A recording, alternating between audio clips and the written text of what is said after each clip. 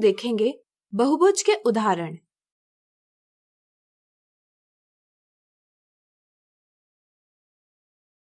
नीचे दी आकृतियों में बहुभुज यानी पॉलीगॉन कौन से है? यहाँ हमें दी आकृतियों में बहुभुज ढूंढने हैं। क्या आप बता सकते हैं हम अगर कोई आकृति बहुभुज है या नहीं, यह हम किस आधार पर ज्ञात करते हैं? सोचिए सोचिए।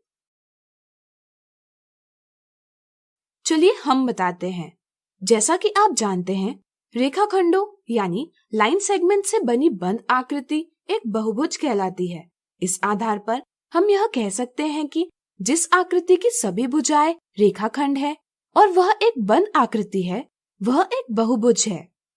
यह हम देखते हैं कि आकृतियां C, E, H, J और K पूर्णतया रेखाखंडों से नहीं बनी हैं, बल्कि इन्हें बनाने के लिए टेढ़ी मेढ़ी रेखाओं का प्रयोग हुआ है। इसी तरह आकृतियां F और G रेखाखंडों से जरूर बनी है, लेकिन वह बंद आकृतियां नहीं है, इसलिए ये सभी आकृतियां बहुभुज नहीं हैं। अगर हम A, B, D, I और L को देखें तो वे रेखाखंडों से बनी है और बंद आकृतियां भी है, इसलिए दी आकृतियों में बहुभुज है A, B, D, I और L। ध्यान दे आकृति I पर। यह हमें जरूर एक खुली आकृति प्रतीत होती है, लेकिन अगर हम इस पर एक स्थान से शुरुआत कर परिसीमा यानी बाउंड्री पर चलते जाए तो वापस हम उसी स्थान पर पहुंचते हैं, जिससे यह सिद्ध होता है कि यह एक बंद आकृति है। अगला उदाहरण, निम्नलिखित पहेली को सुलझाइए। मैं एक बहुभुज हूँ पर विकर्ण से वंचित हूँ। बताइए मुझे बनाने के लिए कितनी भुजाएं आवश्यक हैं? बड़ी मजेदार पहेली है। हमें ऐसा बहुभुज बनाना है जिसमें कोई भी विकर्ण यानी डायगोनल न हो। इस बहुभुज के भुजाओं यानी साइड्स की संख्या दिए पहेली का जवाब होगा। तो आइए इस पहेली को सुलझाएं। जैसा कि आप जानते हैं, बहुभुज रेखाखंडों से बनी बंद आकृति है। बहुभुज जिन रेखाखंडों से बनता है उन्हें बहुभुज की भुजाएं कहते हैं। आप यह भी जानते हैं कि बहुभुज बनाने के लिए कम से कम 3 भुजाएं आवश्यक है।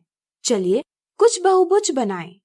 यह 3 भुजाओं वाला बहुभुज, यह है 4 भुजाओं वाला बहुभुज, यह है 5 भुजाओं वाला बहुभुज। चलिए 4 भुजाओं वाले बहुभुज की बात करें। अगर हम ऐसे शीर्षों को जोड़ते हैं जो आसन्न नहीं है, तो हमें विकर्ण प्राप्त होता है। 4 भुजाओं वाले बहुभुज में 2 विकर्ण बनाए जा सकते हैं। इसी प्रकार 5 भुजाओं वाले बहुभुज में 5 विकर्ण बनाए जा सकते हैं। क्या आप बता सकते हैं 3 भुजाओं वाले बहुभुज में कितने विकर्ण बनेंगे? सोचिए सोचिए। बिल्कुल सही, यहाँ एक भी विकर्ण नहीं बनेगा, यानी कि यह पहेली में बताया गया बहुभुज है। चूंकि यह 3 भुजाओं से बना है, इसलिए पहेली का जवाब है 3। अगला उदाहरण, बहुभुज PQRSTUV बनाकर इसकी आसन्न भुजाएं यानी एडजेसेंट लाइंस ज्ञात कीजिए। यहाँ हमें बहुभुज का नाम दिया है। चलिए इसके उपयोग से बहुभुज बनाएं। क्या आप बता सकते हैं नाम के उपयोग से हम बहुभुज कैसे बना सकते हैं? सोचिए सोचिए। चलिए हम बताते हैं। नाम में व्यक्त किया गया प्रत्येक अक्षर एक शीर्ष यानी वर्टेक्स को दर्शाता है। चूंकि यहाँ कुल 7 अक्षर है, इसलिए हम कह सकते हैं कि बहुभुज में 7 शीर्ष होंगे। तो चलिए 7 बिंदु लेकर बहुभुज के 7 शीर्ष दर्शाएं। लेकिन ऐसा करते समय हम अक्षरों के क्रम का ध्यान रखेंगे। अब अगर हम इन शीर्षों को जोड़ेंगे तो हमें बहुभुज PQRSTUV प्राप्त होगा। चूंकि यहाँ बहुभुज बनाने के लिए कोई भी प्रतिबंध नहीं दिया है, इसलिए हम अलग अलग प्रकार से बहुभुज PQRSTUV बना सकते हैं। वीडियो रोककर इन पर विचार करें। अब चलिए किसी भी एक बहुभुज को लेकर आसन्न भुजाएं ज्ञात करें। जैसा कि आप जानते हैं, फिर 2 भुजाएं जिनमें एक उभयनिष्ठ अंत बिंदु हो कहलाती है बहुभुज की आसन्न भुजाएं।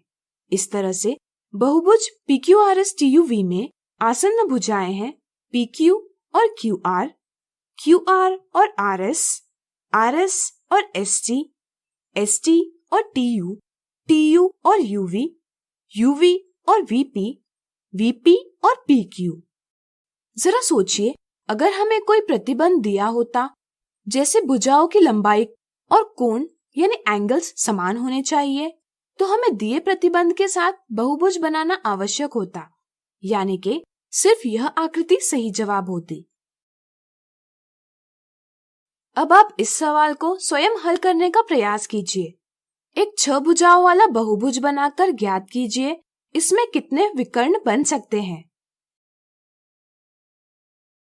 तो आज हमने देखे बहुभुज के उदाहरण। अगले वीडियो में हम देखेंगे बहुभुज से संबंधित मिथ्या धारणाएं।